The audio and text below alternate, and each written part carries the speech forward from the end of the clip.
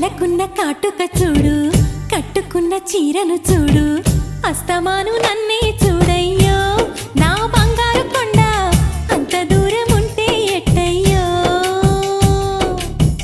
చెవులకున్న దుద్దులు చూసా, ముక్కుకున్న ముక్కెర చూసా, చూడమన్నవన్నీ చూశానే.